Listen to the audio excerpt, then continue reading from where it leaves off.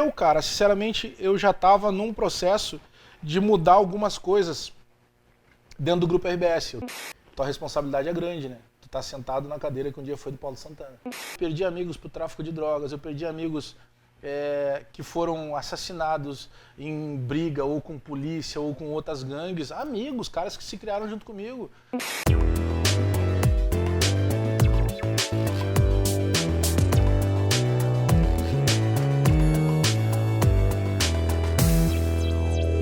O Olhos Papo está no ar, sejam todos muito bem-vindos a mais uma edição do nosso podcast. Como eu sempre digo no início, na introdução, você sabe bem, gravado no Rocket Club. Porém, quem está enxergando aqui sabe que o contexto é outro. Sim, hoje estamos no Galeto do Marquês, nosso outro parceiro. Também gravaremos, permaneceremos por lá, mas é muito legal essa transição, esse agrado, esse afago também para quem nos acompanha, nos assiste, ter uma curiosidade, ter uma fotografia um pouquinho diferente. Então hoje estamos aqui no Galeto do Marquês, um dos nossos patrocinadores de 2023, e além dele, obviamente, temos a parceria da ATP Global, que tem todas as soluções em tecnologia e é responsável por diversos estádios de futebol, aeroportos. É uma empresa gigantesca, espanhola, inclusive, que nos dá uma satisfação muito grande de ter esse bairrismo, que é o fato de termos o Rocket como parceiro, o Galeto do Marquês aqui também de São Leopoldo, mas termos uma empresa multinacional como o caso da ATP Global. Então, antes de que vocês se inscrevam nesse canal, deem o like e ativem o sininho para as notificações, eu apresento aqui o nosso convidado da vez, que ele está voltando, né, o nosso querido Alex Bagé. Tudo bem, Bagé? Tudo bem, Matheus? É um dos caras que retornou, já tivemos o Potter que retornou, já tivemos a Bárbara Heck e agora estamos retornando a conversa com o Bagé, que eu até anotei aqui para não esquecer. Conversou conosco um pouquinho antes do dia. O vídeo foi publicado em 15 de novembro de 21, nós gravamos acho que 1 ou 2 semanas antes. 15 de novembro, inclusive, que é meu aniversário. Então, um pouco mais de um ano, né? E para já nós começar a trocar essa ideia, Bagé, o que mudou de 15 de novembro de 2021 para cá? Hoje nós estamos gravando no mês de fevereiro de 2023. Você pode estar ouvindo e assistindo a gente em, não sei, 2025, 2026, mas a gente gravou isso em fevereiro de 2023, instantes depois que chegou um cara chamado Luiz Soares aqui no Rio Grande do Sul jogando pelo Grêmio. Que mudou? Verdade. Nós tínhamos gravado em 21, faz tanto tempo assim. Novembro de 21. Mudou bastante coisa, porque, por exemplo, lá nesse novembro de 21, acho que o Grêmio estava caindo, não lembro se o Grêmio já tinha caído. Ainda não. Aí eu sofri todo um ano de 22, o Grêmio voltou, agora eu já posso comemorar que eu tenho o Soares no meu time, então mudou algumas coisas. E, cara, profissionalmente, graças a Deus, a repercussão do meu trabalho tem sido cada vez maior e eu agradeço todos os dias, porque não tem nada melhor do que tu conseguir aliar a tua profissão com aquilo que tu considera que seja a tua vocação, né? Bom, faz bem, faz mal, tem gente que gosta, tem gente que não gosta, mas, pô, eu consigo viver trabalhando com algo que eu gosto, então isso é leve, sabe?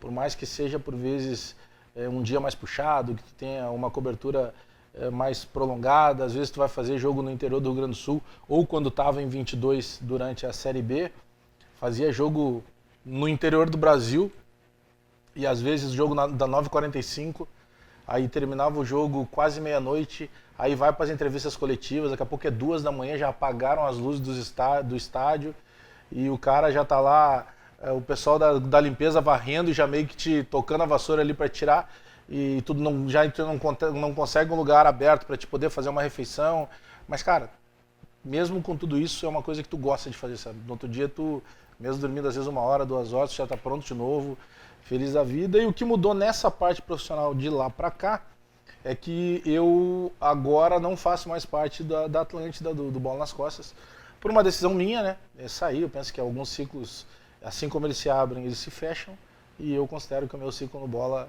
tá fechado, então daqui pra frente eu continuo no Grupo RBS, fazendo 92 FM, fazendo coluna para GZH, fazendo RBS TV, mas não mais fazendo Atlântida.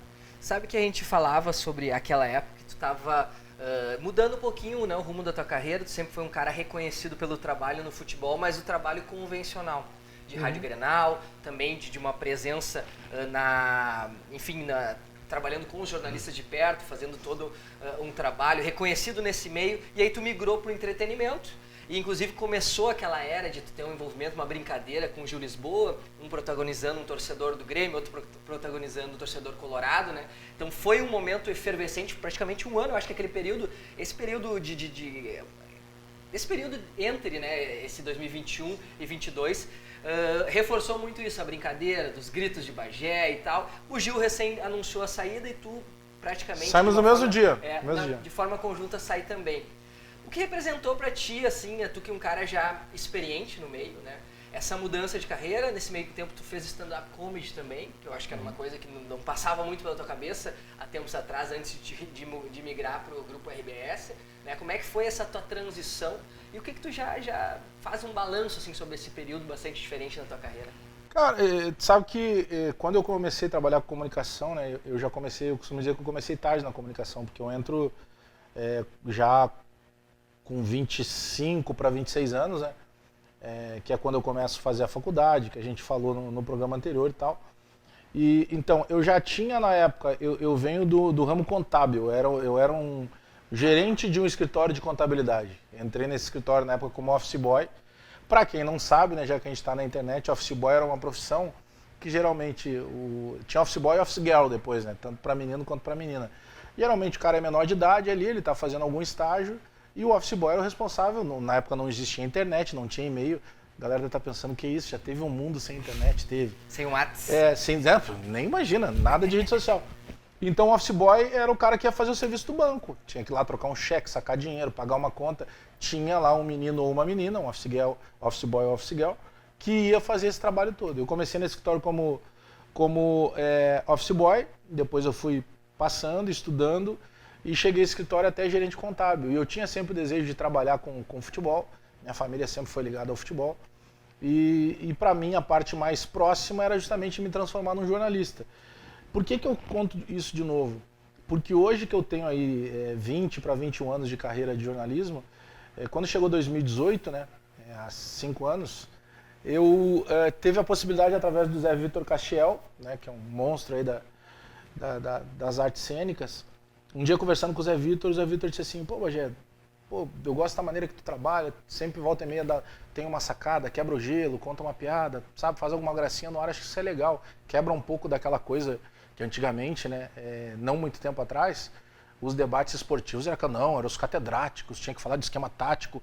Cara, eu aprendi na faculdade com um professor chamado Sérgio Reis, que comunicar é se fazer entender. E cada um tem uma maneira de atingir. Se pegar o sala de redação antigo, o professor Rui Carlos Osterman tinha uma maneira mais rebuscada, a maneira de falar, sabe, a divisão das frases.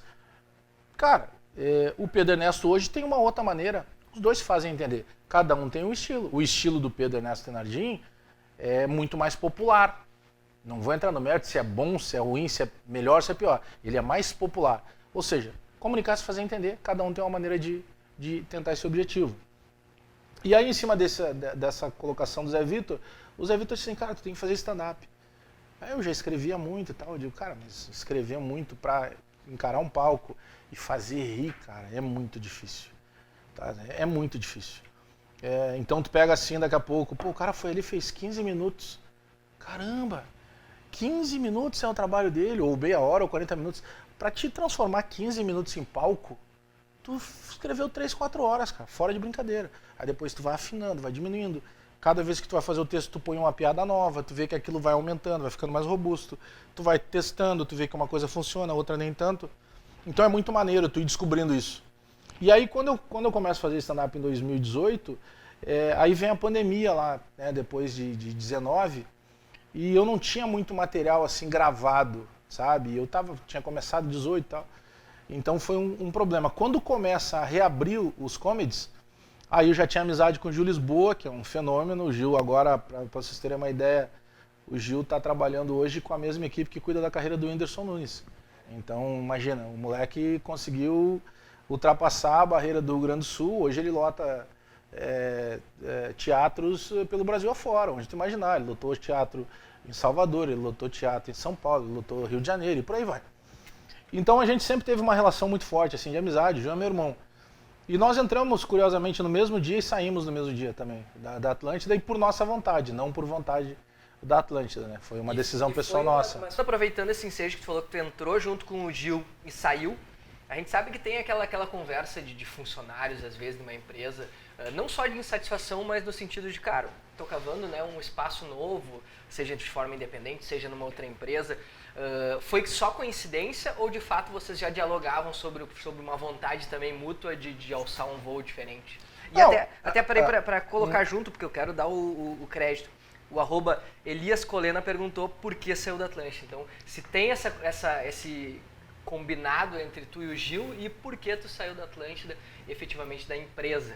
Combinado não tinha. A gente discutia algumas coisas, porque, como eu estava falando ali, aí quando volta da pandemia eu começo a fazer mais vídeos e tal, e aí tem uma repercussão muito grande via outras redes sociais, como TikTok, como Instagram.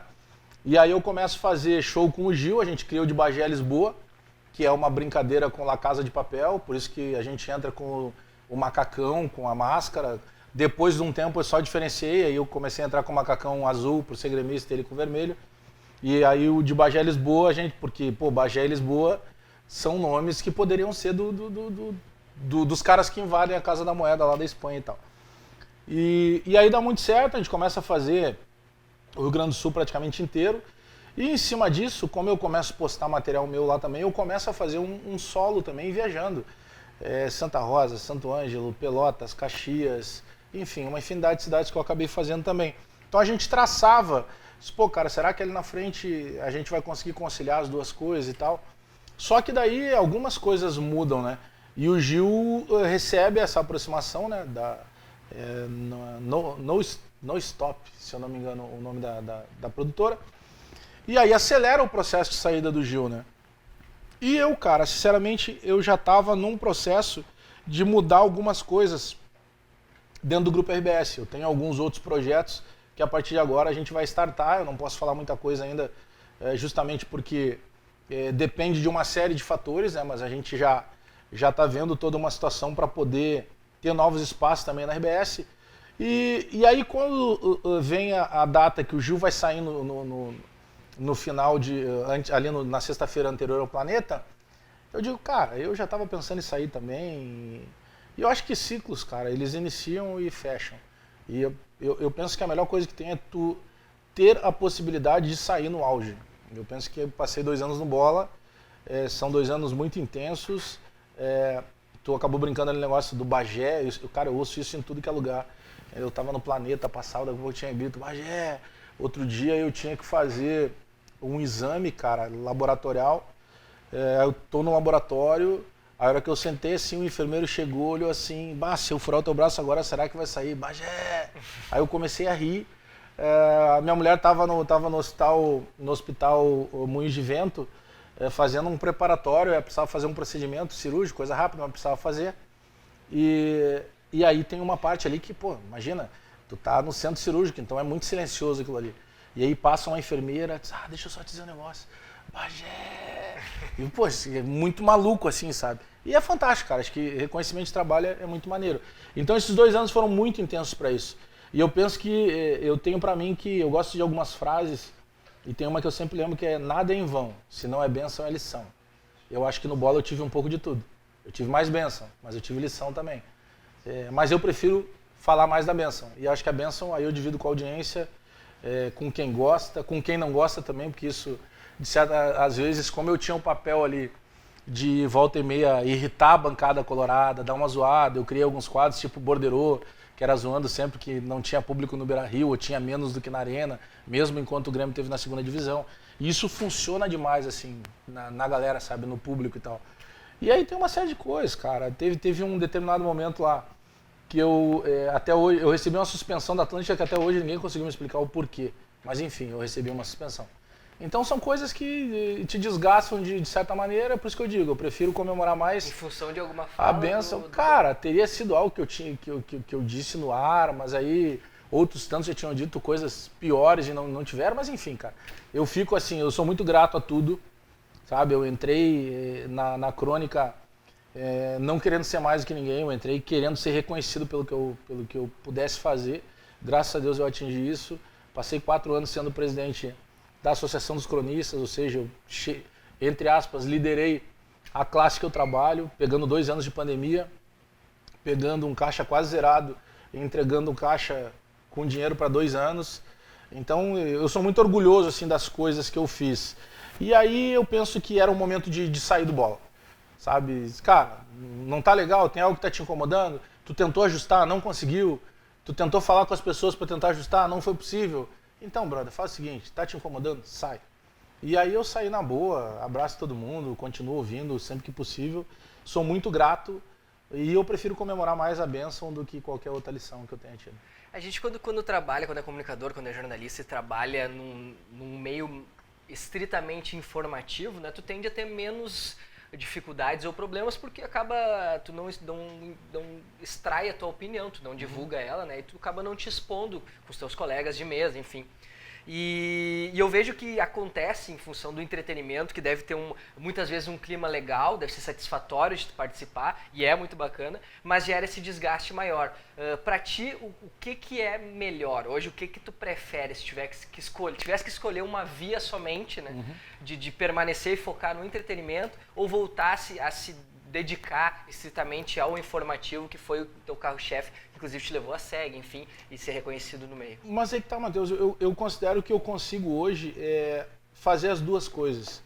Porque por isso que eu te falei da diferença que tem as formas de se comunicar, né? Então, eu consigo dar a notícia até hoje, porque eu busco fonte e tudo mais, mas eu tenho, por exemplo, no sala de redação, eu tenho uma química, uma sintonia muito grande com o Pedro Ernesto Tenardin, né? Que é um cara que eu sou muito grato, foi um cara que durante quase 7 anos, de alguma maneira, tentava abrir a porta para que eu fosse, e aí por vários motivos, às vezes por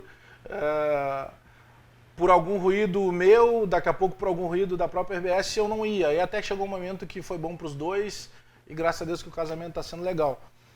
Mas lá no sala de redação, eu já me assumi gremistas na época da Bandeirantes. O Donos da Bola é um programa, cara, que ele tem essas duas coisas lá da Band, né? Ele tem a pitada informativa, ele tem a pitada da crítica, a questão mais ácida, e ele tem a pitada do humor. Que a gente brincava, debochava, brincava muito com o baldaço. Então, tu consegue fazer essas coisas. Então, lá tu vai ter o cara brincando, tu vai ter o cara sendo crítico, tu vai ter o cara sendo sério. Dá pra fazer isso. Então, quando eu vou já pro sala de redação já identificado como gremista, e eu ocupo hoje a cadeira que um dia foi do Paulo Santana, entre outros, mas Paulo Santana, sem dúvida nenhuma, uma grande representatividade. E eu lembro que a primeira vez que eu vi pessoalmente o Nelson Sirotsky, né, que é o todo-poderoso chefão, ele passou por mim e me deu um tapinha no ombro e disse assim, tua responsabilidade é grande, né? Tu tá sentado na cadeira que um dia foi do Paulo Santana. E eu digo assim, não, eu tenho consciência disso, né? Mas o cara chega e me diz isso, não, tem um lado bom, foi ele que me contratou, eu ainda brinquei com ele, se der errado a culpa é tua, foi tu que me contratou. Então lá, como eu também continuo praticando isso. Eu vou lá, informo, quando precisar falar de tática, eu vou falar de tática, quando precisar ser mais ácido, principalmente quando o Grêmio caiu, obviamente, o presidente do Grêmio hoje, acho que se eu passar pela rua, ele atravessa a rua, né? Porque enquanto eu elogiei era legal, depois que eu passei a criticar não ficou tão legal, mas faz parte do jogo, tá tudo certo. Nunca faltei com respeito, mas em determinados momentos critiquei mais forte. Então eu consigo fazer isso. E eu consigo também, volta e meia, quebrar o gelo. Então criei coisas, por exemplo, tava falando lá um bloco todo do Inter, daqui a pouco eu disse, Pedro, que hora que vai ser o minuto do Grêmio? E isso marcou. Não é que não se falasse do Grêmio, mas eu fazia aquilo para marcar, e marcou. Tanto que a galera, pô, Bagé, ainda bem que tu tá aí para defender. Não é defender, eu não represento o Grêmio. Eu não falo em nome do Grêmio, entendeu? Eu falo em nome de um cara que é jornalista, que é um torcedor identificado com o Grêmio, e que tem um canhão de audiência que é o Sala de Redação. O Sala tem uma repercussão estratosférica, assim, de tudo que tu fala. Mas eu faço questão de lembrar esse passo, desde que eu me identifico, ainda na Bandeirantes, porque lá na Bandeirantes, principalmente no Donos da Bola, que é um sucesso até hoje, eu já tinha essa liberdade através do Meneghetti. O Meneghetti me deixou muita vontade. Quando eu fui falar com ele, cara, tô pensando em assumir o meu time, o que tu acha? Ele, cara, só pensa que não tem como voltar atrás. Então, assim, se tu quiser te assumir, eu vou te apoiar. Se tu não quiser te assumir, eu também vou te apoiar. Então foi muito legal essa transição, assim, lá, né, e eu sempre fui o cara da resenha, sabe? De volta e meia, dizer alguma coisa, brincar com o jogador, fazer uma pergunta que daqui a pouco tem um duplo sentido, para levar mais para esse lado mais leve da coisa, porque quando tu senta aqui com qualquer entrevistado, quanto mais à vontade tu conseguir deixar esse cara, mais coisa tu vai tirar dele. Então, a maneira que eu tenho de daqui a pouco conduzir uma determinada entrevista ou pergunta para o lugar que eu quero é deixando aquele cara em vontade. Então, se eu já chego brincando, dentro de um limite, claro, né? Porque tem cara que daqui a pouco tu brinca e o cara continua sem te olhar. Aí tu, pô, já vi que com esse aqui não vai dar. Mas é uma maneira que tu tem de tentar conduzir para o teu objetivo final, né? Para onde tu quer que chegue a entrevista. Então eu consigo fazer isso hoje e para mim é muito tranquilo. Eu não consigo me enxergar mais trabalhando sem entretenimento. E o entretenimento, que fique bem claro, não tem a ver com a Atlântida. Porque quando eu entro na Atlântida eu já fazia stand-up, eu já tinha esse jeito de lidar com as coisas. Mas eu não consigo mais lidar com isso, entendeu? Hoje eu tenho alguns parceiros, alguns patrocinadores que eles pedem que as minhas entregas sejam nesse tom mais entretenimento, mais descontraído. Entendeu? Porque se você chegar e dizer, olha, eu tenho aqui esse copo, olha que copo maravilhoso de vidro, tu pode botar água com gás, água sem gás. Cara, se eu sei o que é um copo, eu sei que dá para botar água. Agora, se eu levar de uma maneira, né, de brincar, daqui a pouco mostrar que ele é mais forte, que se ele bater na mesa ele não vai quebrar, eu consigo levar para uma outra situação. Porque no próprio humor, quando tu te debruça lá para estudar um pouco mais, como é que eu consigo fazer, no stand-up a gente tem o que a gente chama de setup, que é a preparação, e o punch, que é a finalização da piada. Então, o que é o grande lance? Porque o stand-up não é contar a piada, né? A base principal, o princípio fundamental do stand-up é um texto autoral. Então, eu não vou contar a piada do Ari Toledo, porque a piada do Ari Toledo já aconteceu. Eu posso pegar, por exemplo, as premissas lá, tu vai falar sobre ar-condicionado. Eu também posso falar com ar-condicionado, mas como o teu texto foi tu que fez e o meu fui eu que fiz, eles já não vão ser iguais. Por isso o princípio autoral. Então, naturalmente, nessa preparação, tu leva o cérebro de quem está te assistindo a pensar que tu está indo para o norte. E na última hora, tu está no sul. Então esse, entre aspas, choque que tu promoves, ele causa a risada. É um fundamento mais ou menos assim. Talvez não com essas exatas palavras que eu falei, mas o caminho é esse. Então eu consigo colocar isso dentro do meu dia a dia.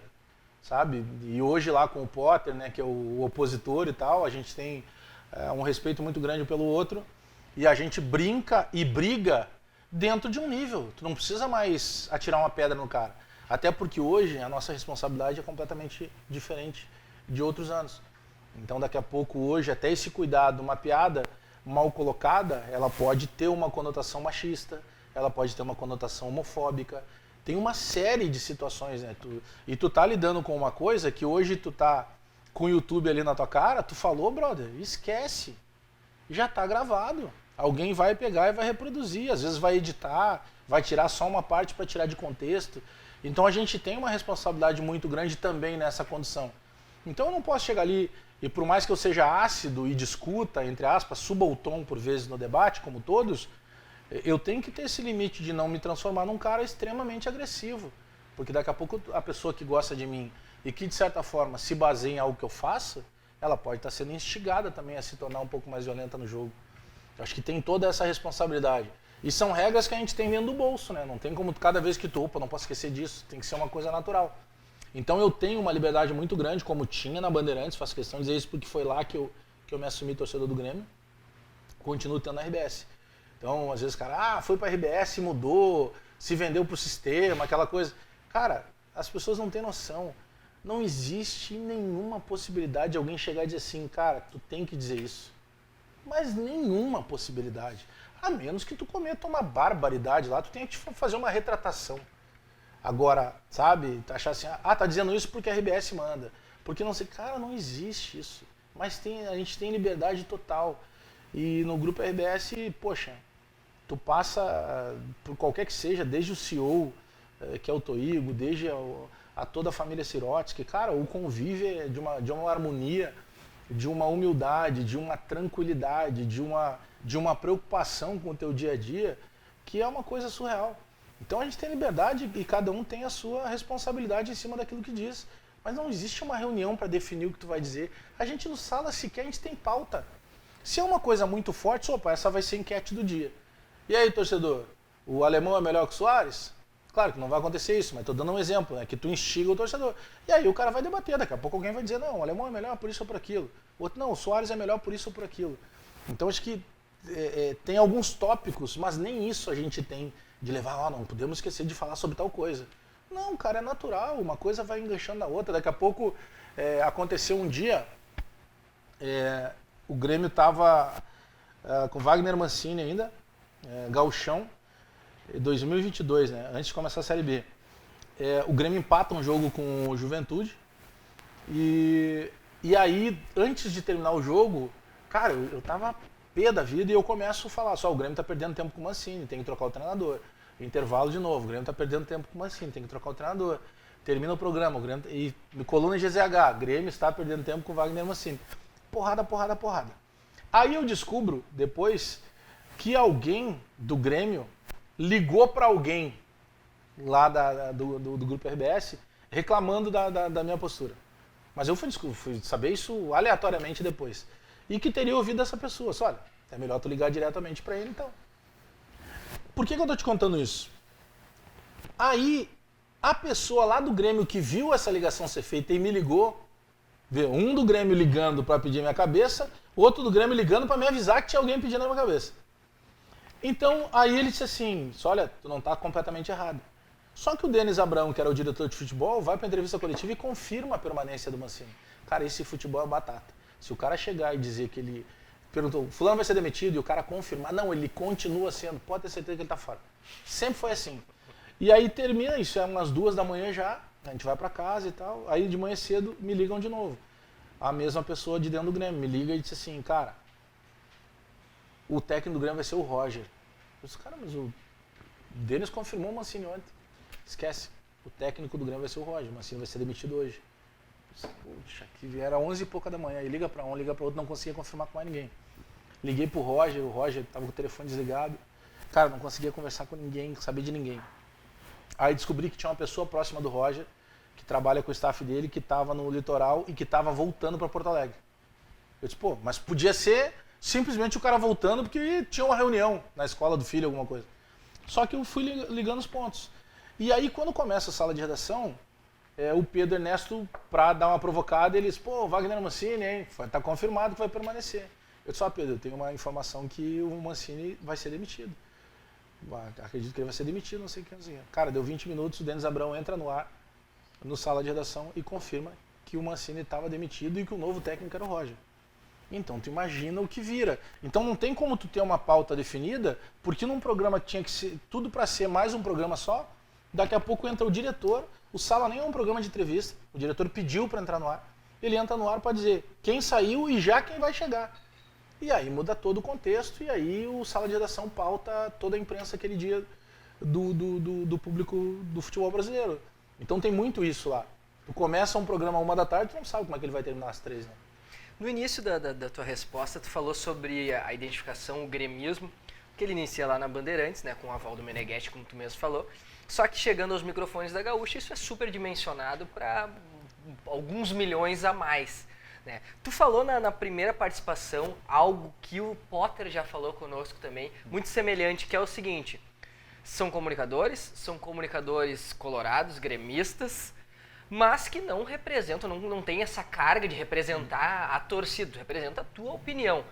Só que a gente sabe o quão é difícil isso e o quão, principalmente, eu acho que no princípio, há um embate no sentido de, cara, tu tem que defender mais o Grêmio, ou cara, tu tem que ser mais crítico com o Grêmio. Depois já tá com uma presença no sala de redação, vocês dois já se afirmaram, todo mundo já entendeu como funciona a linha de raciocínio de cada um de vocês. Essa relação, por ter um gremismo ali mais fervoroso, ela amenizou essa tua relação com a torcida gremista, porque eu vejo que a cobrança acaba sendo principalmente do time que tu torce, né, pelo compromisso que tu estabelece. Hoje ela é uma relação melhor, hoje tu circula pelos corredores da arena ali, é mais bem aceito do que antes, tu vê essa evolução ou involução? É totalmente natural, é que no momento de crise e que tu critica, daqui a pouco vai ter torcedor que diz assim, tá, mas chega, né, já tá todo mundo criticando, até um gremista vai criticar. Porque o torcedor, o cara que ele é só o torcedor, porque eu sou um torcedor, mas eu sou um jornalista. Quando eu descobri lá a cláusula absurda que tinha no contrato do do Thiago Neves, eu divulguei, aquilo causou a demissão do Thiago Neves, a rescisão de contrato, a demissão do departamento de futebol. Um monte de gente lá do Grêmio ficou bravo comigo. Cara, eu sou jornalista antes de qualquer coisa, eu não sou assessor de imprensa do Grêmio. Se eu fosse assessor de imprensa do Grêmio, obviamente que eu não divulgaria aquilo. Eu estou protegendo o clube, eu sou pago para proteger o clube. Eu, como jornalista, eu sou pago para minha opinião. Eu sou pago para dar informação. Então, é óbvio que tu vai sempre checar, tu não vai lançar um negócio a esmo, né, de uma maneira aventureira. Mas para mim, para te ter uma ideia, recentemente, agora nos últimos jogos, seja no interior ou principalmente na arena, eu, ainda quando eu estava no Bola nas Costas da Atlântida, a gente gerava muito conteúdo ali para as redes sociais. Então eu chegava mais cedo e antes de ir para a cabine da Gaúcha, eu ia gerar conteúdo pro Bola. E, cara, manifestação de carinho na esplanada, na chegada, é algo fantástico. Ah, tem um cara daqui a pouco que não gosta de mim e eles sabem que tem um negócio que me irrita muito, assim, que o cara chega lá e diz assim, para, Bagé, tu é colorado. Eu digo, poxa, o cara me chama de colorado aqui e tal. Então tem isso, mas às vezes o cara fala pra zoeira. Aquele cara daqui a pouco que é o boxeador de teclado, que é o machão de internet, daqui a pouco ele te encontra, pede pra tirar uma foto, troca uma ideia contigo.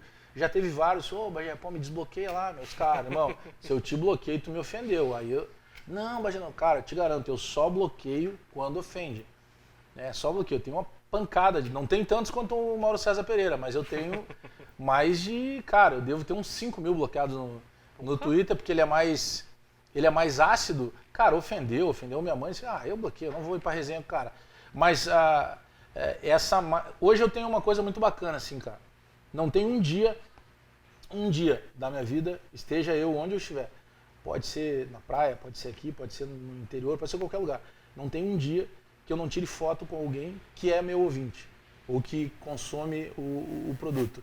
E isso, cara, é muito legal, entendeu? E às vezes quando tu fala pode soar assim como uma soberba. Não, isso é reconhecimento do meu trabalho. Eu sei o quanto eu lutei para ser reconhecido. Eu queria ser reconhecido.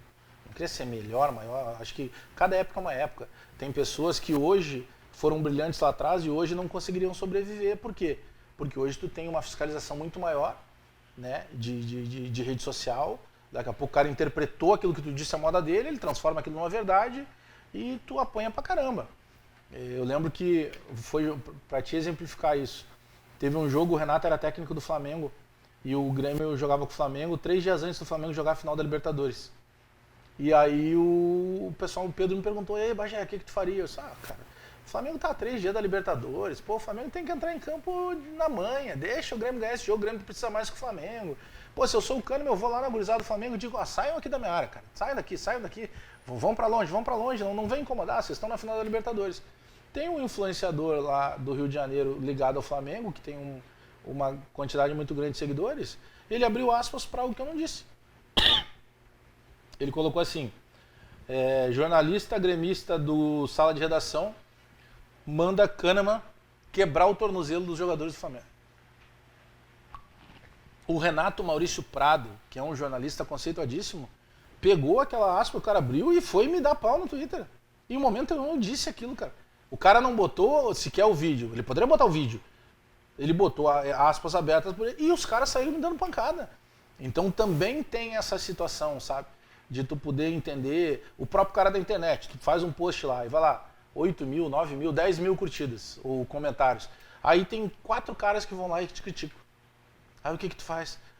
Os caras, tem quantos mil que me deram ok? Aí eu vou valorizar só os que me criticaram. Mas tu leva esse tempo. Com quem tu leva esse tempo até maturar, entendeu? De entender, faz parte. Esse é um cara que tá ali só pra isso. Qualquer coisa que tu coloque, ele já tá predisposto a ir lá e te dar porrada. Isso faz parte do processo. Então, quanto a isso, eu tranquilo. Mas essa parte do reconhecimento e tudo, é maneiro demais. Pô, tu tá num planeta Atlântida recentemente. E aí tu ter acesso a todas as pessoas, algumas das mais importantes possíveis, um governador de estado conversar contigo como se te conhecesse há muito tempo. Pô, tô sempre ouvindo vocês, pô, legal aquilo que tu falou. Ou, pô, não gostei daquilo que tu falou, hein? Ó, eu sou torcedor do Brasil de Pelotas. Isso é maneiro demais, cara. E as pessoas não imaginam o quanto pra mim é maior pelo meu histórico de vida. Porque eu venho de uma família muito pobre, eu fui criado na Restinga, que na época, hoje ainda é uma comunidade, né, como infelizmente a maioria das comunidades, muito violenta. Na minha época era muito mais violenta. Sabe, eu perdi amigos pro tráfico de drogas, eu perdi amigos que foram assassinados em briga ou com polícia ou com outras gangues. Amigos, caras que se criaram junto comigo. Por que a gente senta muito, eu e o Tinga, né, porque a gente é de uma mesma época, eu e o Paulo César Tinga, a gente discute isso assim, pô, te lembra do fulano? E a gente, outro dia nós nos pegamos fazendo isso, sabe? Falando essas situações assim, pô, te lembra do fulano? Pô, cara, o cara tão jovem, né? Acabou morrendo, acabou baleando. Essa é a realidade que a gente vive, cara. Então, quando tu consegue, como diz algumas músicas do Racionais, né? Quando tu consegue superar a estatística, né? Tu não virou a estatística. Pô, tu vira uma pessoa que tem uma relevância naquilo que tu faz e tu é reconhecido por isso, isso é prazeroso demais, cara. E às vezes a gente não valoriza isso, entendeu? Porque tu fica assim, pô, vou valorizar isso, vai parecer que eu tô sendo soberbo. Não, cara, eu sei quanto que eu ralei. Então, esse reconhecimento desse dia a dia, ele é muito maneiro por essas coisas também, entendeu? Por tudo o que acontece. E eu entendo o torcedor, às vezes, que fica bravo, porque a diferença dele pra mim é que eu tenho um microfone. E graças a Deus é um microfone muito potente. Então, daqui a pouco, ele faria uma crítica até a página 2, eu vou lá e faço até a 3, e a 3 incomoda ele. Ou eu, por exemplo, se o Renato não vai bem, pô, eu amo o Renato enquanto ídolo do Grêmio. Mas enquanto treinador, eu estou julgando ele como um jornalista. Então, se eu discordar, eu vou falar. E aí, o falar, sabe? Aí eu criei um termo que eu disse, pô, sejam gremistas e não renatistas. Então, tem um monte de cara que põe lá na bio, sou gremista e renatista e tal. Então, isso é muito legal. Mas algumas pessoas não entendem e faz parte. Certo. A gente teve uma pergunta que eu falei sobre tu circular, né, nos corredores da arena, a reação e a relação também dos torcedores. E aqui teve uma pergunta do Marco Antônio, que está sempre mandando bastante pergunta aqui para nós, um cara que acompanha muito nosso conteúdo, inclusive agradeço. Perguntou, você foi perseguido pelos gestores da Atlântida pelo humor e por isso da sua saída de lá? Não, eu tinha uma outra dele que era sobre a OAS e eu me confundi, mas enfim. Não, mas não fui perseguido por ninguém. Não foi? Não, eu simplesmente, cara, é como eu tô te falando, tem coisas que te agradam, outras nem tanto. Tá? Aí tu vai pesando as coisas. Pô, tô com 46 anos, tem coisas que eu não preciso mais me submeter a algumas coisas. Então chega no momento assim, cara, o clima vai ir para um outro lado. Não, então vamos sair daqui e continuar o baile, tá tudo certo. Sejam felizes e tá tudo bem. Mas não tem essa questão de perseguição. Tem simplesmente um descontentamento meu com algumas coisas. E que daí naturalmente segue o baile. O meu querido amigo André Fernandes perguntou, Michael vem, como é que estão as informações acerca desse jogador? Cara, eu acredito que ele venha, só que não depende dele, né? Ele tá acertado com o Renato, dá pra dizer sim com o Renato e não com o Grêmio, porque o Palmeiras fez uma oferta agora, só que o Michael, quando o Michael tem destaque no Goiás, é vendido pro Flamengo, quando o Renato chega no Flamengo, ele tá num processo de depressão, dito por ele, né? Aí chega a possibilidade dele jogar no mundo árabe, ganha muito dinheiro e tudo mais. Só que esse clube árabe fez algumas negociações com a FIFA e tem um processo chamado transfer ban, que a FIFA bloqueia que tu possa contratar ou vender jogadores. Então, neste momento, tem que cair esse transfer ban na FIFA para que o clube consiga contratar. Que é o Al Hilal, inclusive, esse que joga com o Flamengo. Tem que conseguir contratar. E aí, eles conseguindo contratar, naturalmente, eles liberam o Michael. Então depende muito mais hoje da FIFA. O acerto de salário, de luvas e o acerto com o Renato e Grêmio tá tudo certo. Momento, até tu citando sobre o momento em que a partida está 3-2 pro Al Hilal em cima do Flamengo. O Pedro descontou agora. O Al Hilal ganhando, ele saiu ganhando de 1-0, o Flamengo empatou, o Al Hilal fez 2-1. Aí não sei se o Flamengo empatou e foi para 3-2 novo. Agora 3-2. Então o Al Hilal teve até agora sempre na frente. Só pra você saber a data que nós estamos gravando isso aqui. Eu não sei se a gente falou sobre um assunto, isso não é pergunta deles, é mais uma curiosidade, eu gosto de provocar quem vem aqui, às vezes até por não ser do métier discutir esse assunto, que é a política. Não a política partidária, não a política bolsonaristas contra lulistas, ou essa polarização que a gente está acostumado que ninguém pode ser uma terceira, né? Ninguém pode outro ser. Outro é Lula, é Bolsonaro. Outro é muro, né? Mas como é que tu enxerga a situação atual política do Brasil? É algo que tu gosta de acompanhar, que tu gosta de consumir, seja de uma forma informativa, seja acompanhando alguns desses caras? E eu digo isso porque antes eu gostava de fugir disso. E aí eu saio do Grupo Sinos, começo a trabalhar por um deputado federal e somente, como eu sempre digo, assim, numa função técnica, né, como enquanto assessor de imprensa, que nem tu falou, numa proteção do deputado que eu trabalho, mas ao mesmo tempo também acompanhando ali, participando de reuniões, estando num meio que não era comum, indo com alguma frequência para Brasília também, e a gente acaba se interessando mais, e se interessando mais a gente até puxa os demais no sentido de, cara, não te afasta disso. O meu deputado gosta de dizer, cara, se tu é uma pessoa boa, correta, e tu não gosta ou tu não quer estar envolvido, outras pessoas se envolverão. Como é que tu vê esse avanço ou regressão, esse momento que está inserido o Brasil, independentemente de quem foi eleito, de quem não foi, no sentido de debate de ideias? Tu acha que há esse avanço nesse sentido? Como é que tu enxerga o nosso panorama hoje? Cara, eu gosto de política, eu consumo muita política, mas eu evito falar de política. Por quê? Por que eu gosto? Eu, por exemplo, considero que desde as primeiras séries lá no ensino fundamental, tem 2 cadeiras que tu teria que ter desde os primeiros anos. Economia e política. Porque são coisas que vão nortear qualquer ser humano. E aí a gente pega o futebol, por exemplo, que a gente está tratando, tu tem vários casos de meninos que vêm de uma camada social muito baixa, que não tem nenhum tipo de orientação, nenhuma leitura, seja da política ou principalmente da economia, e ele consegue, daqui a pouco ele está lidando com um salário que a família dele não ganhava em 10 anos, ele ganha no mês, e ele joga isso tudo fora. E ele tem a chance de estruturar a família dele e ele acaba jogando esse dinheiro todo fora. Eu acho que tem muito a ver com isso. A questão da política, por que eu não me pronuncio de política? Porque eu já tentei fazer isso e hoje é impossível. Por quê? Porque tu vai lá e dá a tua opinião. Eu lembro que uma vez eu coloquei no Twitter algo de opinião e teve um cara, que ele começou a me incomodar, e ele dizia assim, pô, volta pro futebol que é a tua, tu não é analista político. E eu coloquei uma resposta pro cara que ela foi mal interpretada. Eu coloquei assim pra ele, pô, cara, só um pouquinho, eu sou um cidadão, eu pago impostos e, cara, eu gero empregos diretos e indiretos. Por quê? Porque tu tem outras empresas, né? Tu trabalha diretamente ligado a... Todo mundo é um pouco empreendedor, né? Tu é um empreendedor aqui com o teu negócio, que é o podcast. Então, todo mundo é um pouco empreendedor. E foi isso que eu coloquei. E aí as pessoas entenderam com uma soberba. Não, eu estou dizendo que eu sou um cidadão que paga impostos e que eu gero renda minha e para outras tantas pessoas que trabalham juntamente comigo.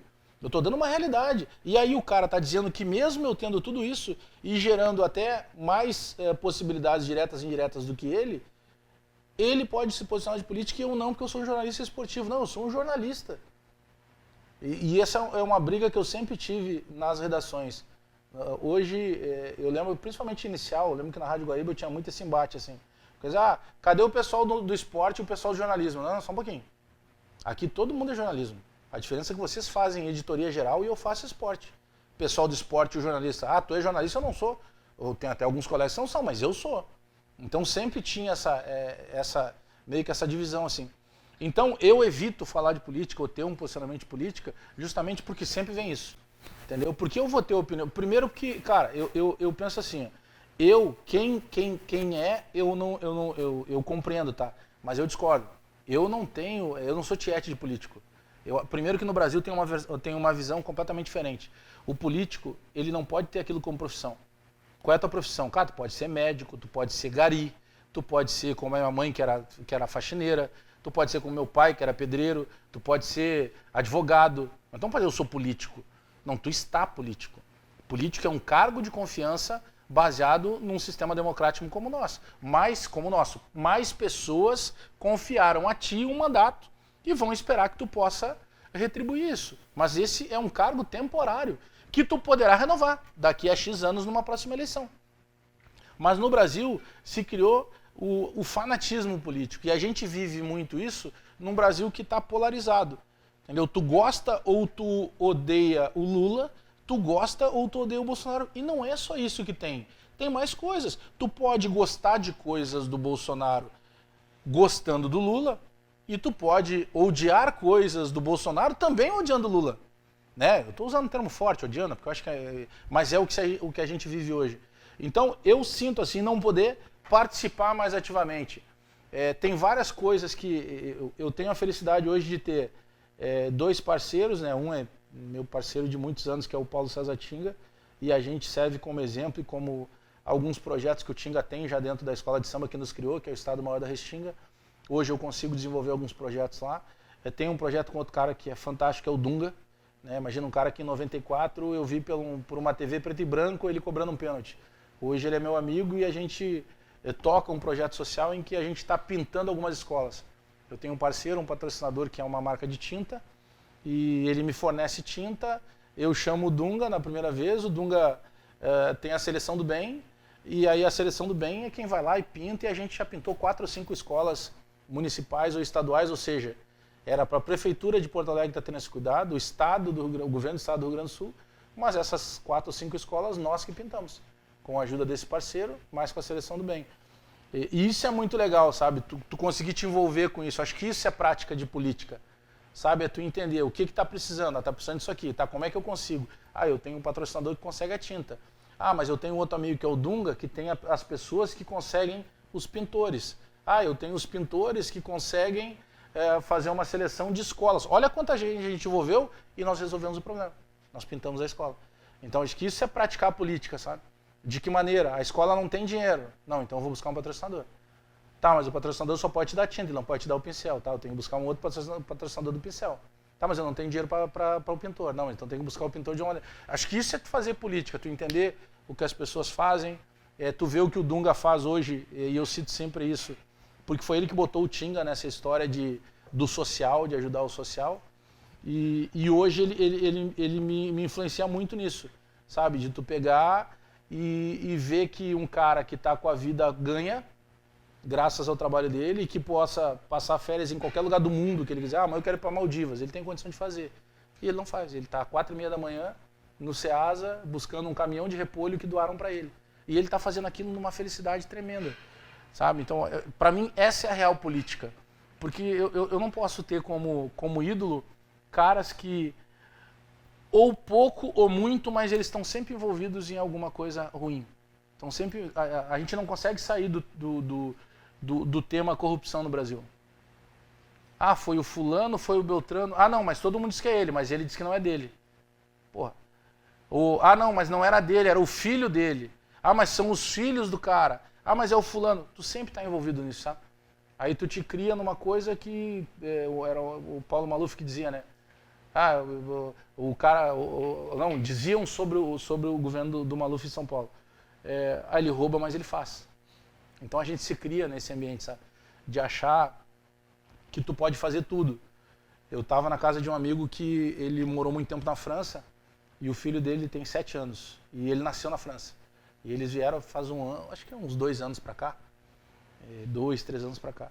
E aí um dia a gente está na casa dele e o menino disse assim: ô pai, é permitido que eu faça isso?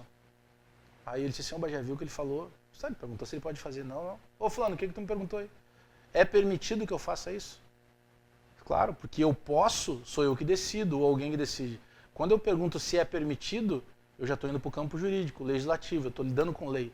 A gente está falando de um moleque de 7 anos.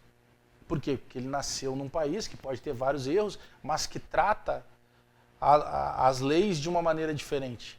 Aqui no Brasil, tu parte do quê? Tu sabe exatamente o que tu pode fazer e o que tu não pode fazer.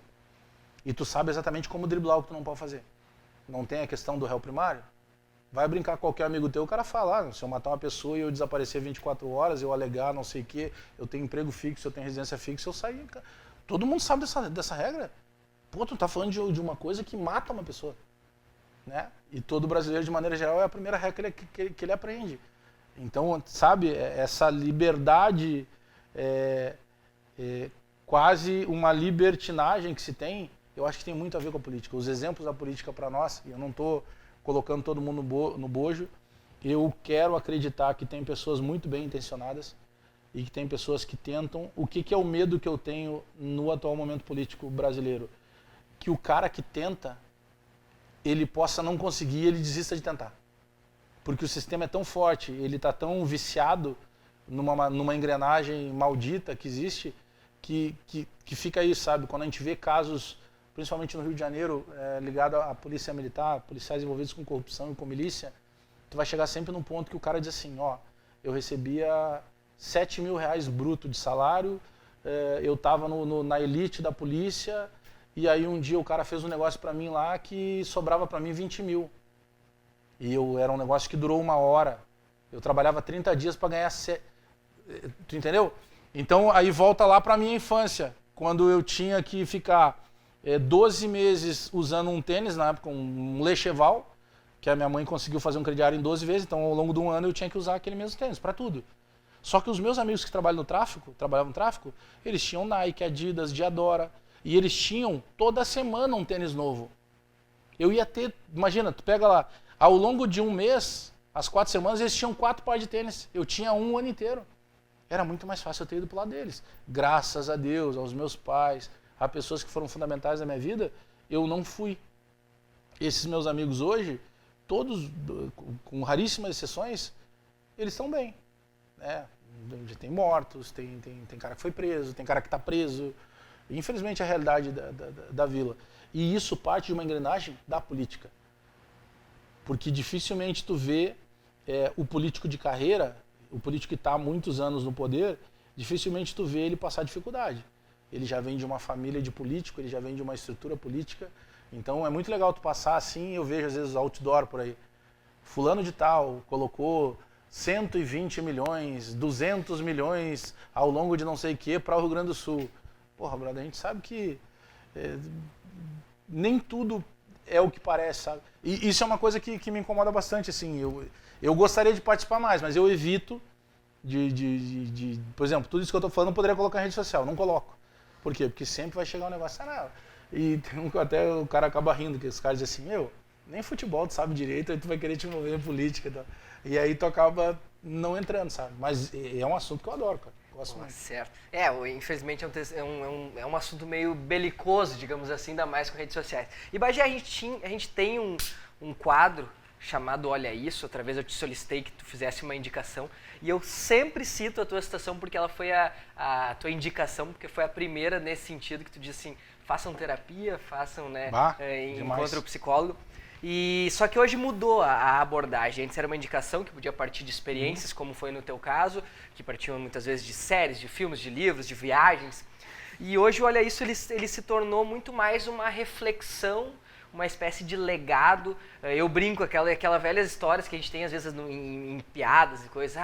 O que tu quer que tenha na tua lápide? Né? Não exatamente uma frase específica, mas o que tu quer que lembrem num futuro muito distante, né, que tu não estiver mais nesse plano, não sei o que tu acredita ou se acredita, mas isso também não importa. Qual que é o legado, o que tu quer deixar para quem ficar, para quem passar, para quem circular em ambientes que tu estava e que por algum motivo lembre de ti, da tua pessoa, ou seja ela profissionalmente ou pessoalmente? Cara, eu acredito em tudo. Para começo de conversa, em tudo que tu imaginar, eu não desacredito em nada. Né? Se o cara tiver um bom argumento. Eu fui fazer um jogo em 2012, que eu era repórter ainda, era um jogo Inter e Cruzeiro, Cruzeiro e Inter, né, em Minas. E aí o Mineirão estava sendo reformado para a Copa do Mundo e o jogo foi em Varginha, terra do ET, no estádio do Boa Esporte. Irmão, eu te garanto assim, algo aconteceu em Varginha. Sabe? Sei que não é o tem uma energia diferente. Não, algo aconteceu. E aí, como a gente chega sempre antes, o jogo era sábado, a gente chegou quinta-feira na cidade. Então, sempre que eu tinha um tempo, eu conversava muito com o taxista, né? Na época, acho que o Uber não estava bombando, nem sei se tinha, mas conversava muito com o taxista, conversava com o pessoal do hotel, e a caixa d'água da cidade é como se fosse um disco voador. As paradas de ônibus da cidade é como se fossem estações espaciais, cheio de ET pela cidade, de bonecos, então tudo leva para aquilo, né? E aí eu conversava muito com o taxista, pessoal do hotel e tal, e fui na biblioteca e eu acompanhei a história do que aconteceu. Aí pra te ter uma ideia, Três Corações, que é a cidade do Rei Pelé, é pertinho lá. Então, a NASA poderia ter vindo até pra cidade onde nasceu o maior jogador da história do futebol. Pra que a NASA ia ficar, sei lá, 40, 50 dias? Eles sitiaram Varginha. Podia ter ido pra Paris, pra qualquer capital do mundo. Vai pra Varginha. Algo aconteceu lá. Sabe? As pessoas envolvidas ou ficaram literalmente malucas da cabeça, ou alguns casos até morreram, sumiram. Então, cara, algo aconteceu lá. Eu faço esse preâmbulo para te explicar. Eu acredito em tudo, desde que seja argumentado. Hoje, a minha grande preocupação de tudo, de formação de cidadão, é com as minhas netas. Né? Quando eu vim aqui da última vez, eu tinha uma neta, eu tenho duas agora. Tem a Manu, que tem 4 anos, e a Belinha, que tem 1 ano. Então, a minha preocupação hoje é isso. Sabe? O que eu mais gosto de ouvir, o cara disse assim, A palavra mais bonita se ouvir é pai. Cara, eu consigo ouvir hoje vovô, ou vô Bagé. Para mim essa é a realização, sabe? Então, qualquer coisa que eu possa fazer hoje para trazer tranquilidade e um mundo mais ameno para as minhas netas, essa é a minha preocupação.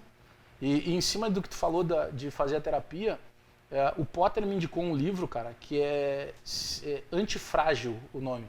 A galera pode procurar, é Antifrágil. É um livro que tem uma capa rosa. É um livro bem grosso. Tu começa a ler e não para mais.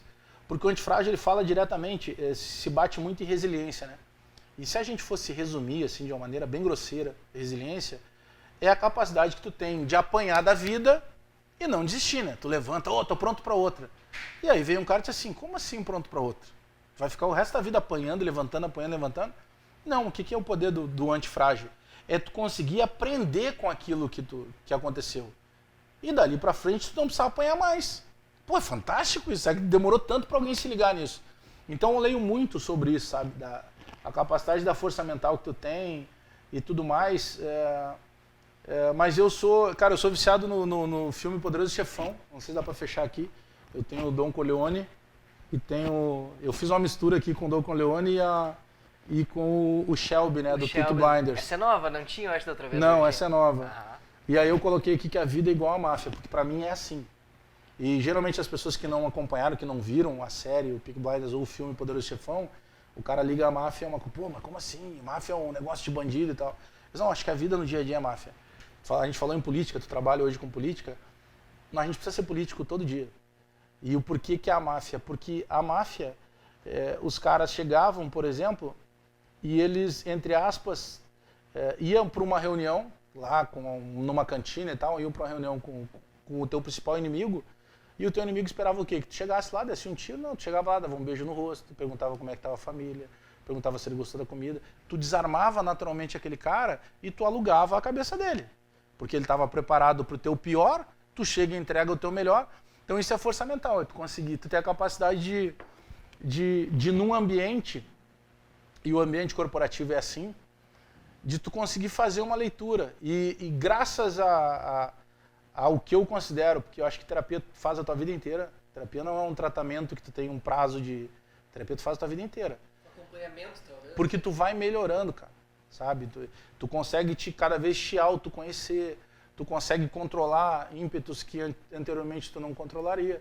Eu era um cara muito mais explosivo, né? Hoje eu sou um cara bem menos explosivo. E essa busca por me conhecer, por tentar entender o cara que está no outro lado, e até entender que ele é um ser humano, que ele é falho, e que daqui a pouco ele está fazendo algo para mim baseado em vaidade, baseado, quem sabe, num certo ponto de inveja, baseado num vício de poder, alguma coisa, isso fez muita parte para que eu pudesse chegar e dizer assim, cara, eu vou sair do bola nas costas e vou sair tranquilo. Saio de uma maneira muito tranquila, entendendo que o meu ciclo estava fechado.